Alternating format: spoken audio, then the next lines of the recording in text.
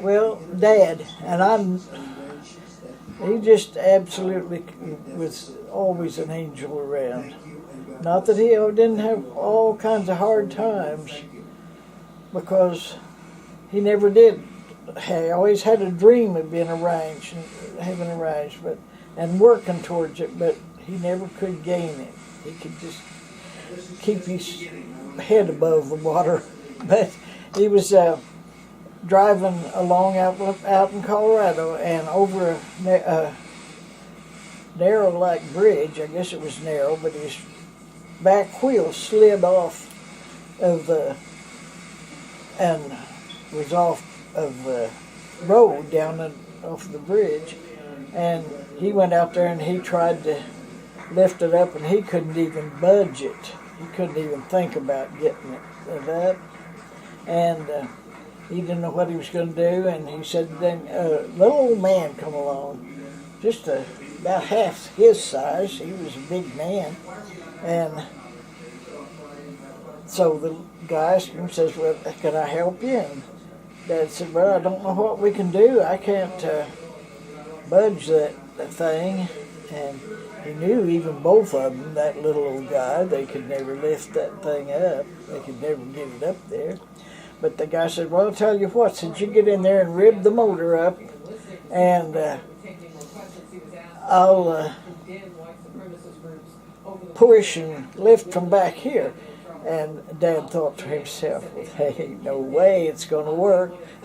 I couldn't budge it, and that little old guy, no way he can do it. But then the guy was wanting to help him, so he went ahead and did it the way the guy said. And so he did. He ribbed it up, and that guy lifted that thing up right up on the road and away, ready to go. And so that wasn't a human experience, because a human couldn't have lifted it up there, especially a little bitty guy, weighed 100 pounds maybe. Anyway, that's just one of many times that I know it had to be an angel up there and helped him. And another time was when he was in the, of course there wasn't nobody come and helped him, but just like with all of us, I think we have help and we don't see it, there's nobody there, but he had his glove on and his hand was between the board and the car, rolled back, and he was wedged in there, cold, winds blowing, you could just whistling around, nobody could hear you 4-5 feet in front of you. The wind was making so much noise, and it was awful cold.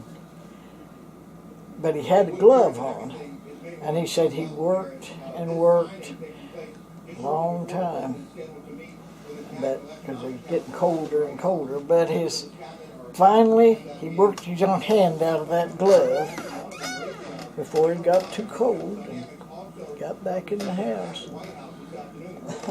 But there was extra power there, is what I mean. It seems like that when he absolutely needed help, he always had it. I'm sure that he was not what you'd call a religious, somebody that talked religion all the time and even knew much about the Bible.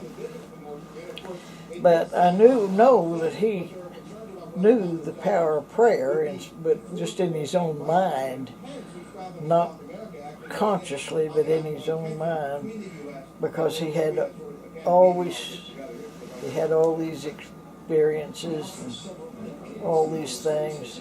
Then when he was about 50 years old, he had somebody come and teach him the Bible. He'd go to sleep at night, and they'd come and they'd just read a certain part of the Bible, and they'd go discuss it, and he knew. And in just 2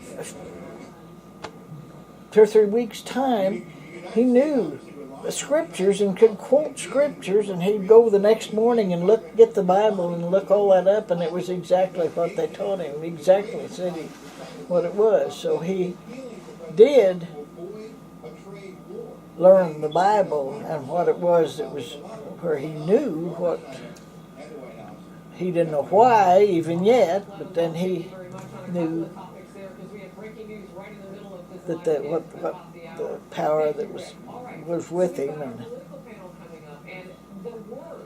I don't understand it. I couldn't explain it because I don't understand it, but that's the way it is, and I know that he's had angels with him, and he's had visions of things way before he learned the Bible.